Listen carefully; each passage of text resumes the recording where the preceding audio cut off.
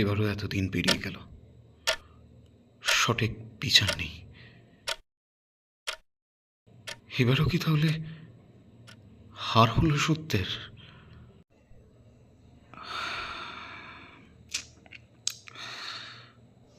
আবারও হাজার হাজার মানুষের আশা সব ধুলোয় মিশে গেল। আবারও হেরে গেলাম আমরা, মনে হচ্ছে। ভুল। হ্যাঁ, ভুল।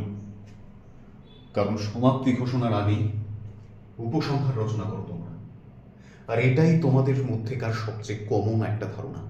শেষ হলো না, অথচ তোমরা সমাপ্তি ঘোষণা করো। কেন? কিন্তু আর কতদিন মানুষ এভাবে রাস্তায় নামবে? অনেকেই তো মনোবল হারিয়ে ফেলতে শুরু করে দিয়েছে। অনেকেই বলতে শুরু করেছে, না, কিচ্ছু হবে না।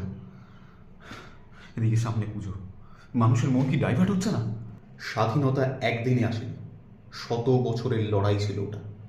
তখনও কি আনন্দ উৎসব ছিল না?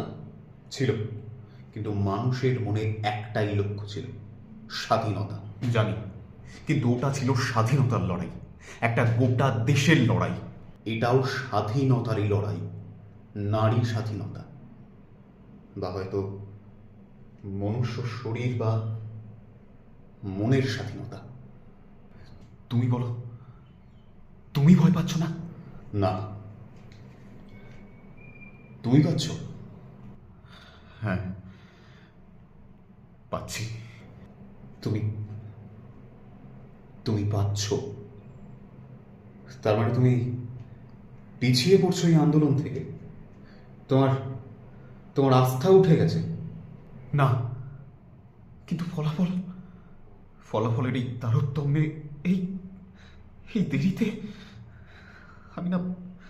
আমি না মাঝে মধ্যে আশা হারিয়ে ফেলছি। কোনো কিছুকে ভেতর থেকে উপড়ে ফেলতে না ধৈর্য ধরতে হয়, সময় দিতে হয়। তোমরা এখন রিলসের যুগে পৌঁছে গেছো, চটজলদি সব চাই তোমাদের। আমি তোমাকে বোঝাতে পারছি না। আমি সব বুঝতে পারছি। তুমি বলছো এতদিনের গভীর আন্দোলনে যখন সুবিচার এলো না, তখন আর কি আসবে? এবার তো মানুষ নিশ্চয়ই তাদের সাধারণ ছন্দে ফিরবে। ঠিকই, ঠিক। তখন হয়তো এই এত আন্দোলনকারী মানুষকেও পাওয়া যাবে না। হ্যাঁ হ্যাঁ, এটাই। কিন্তু তুমি ভুলে যাচ্ছ স্বাধীনতার সেই লড়াইয়ের কথা। সে সময় উৎসব ছিল, উৎসব থাকবে, কিন্তু মনে রাখতে হবে ন্যায় বিচারের কথা।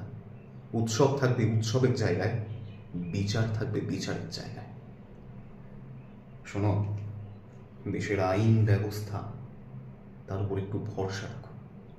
এত মানুষ, ডাক্তার, উকিল, পুলিশ, তারা প্রত্যেকে, সবাই মন থেকে চাইছে বিচারের জন্য। আর এরা যখন পিছু পা হচ্ছে না, তখন তুমি কে পিছু পা হওয়ার? তুমি কে?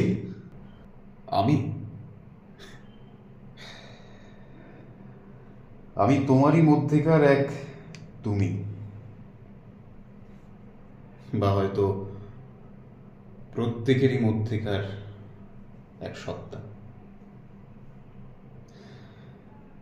যে নিজেকে সবসময় তুলে ধরতে জানে, যে নিজেকে সবসময় শক্ত করে, যে নিজে সবসময় স্বপ্ন দেখে সব ঠিক হয়ে যাওয়ার,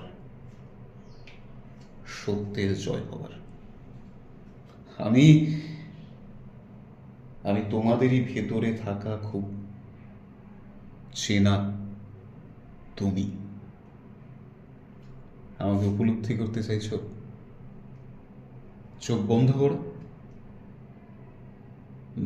করো, দেখতে পাবে আমি তোমারই মধ্যে থাকা এক তুমি।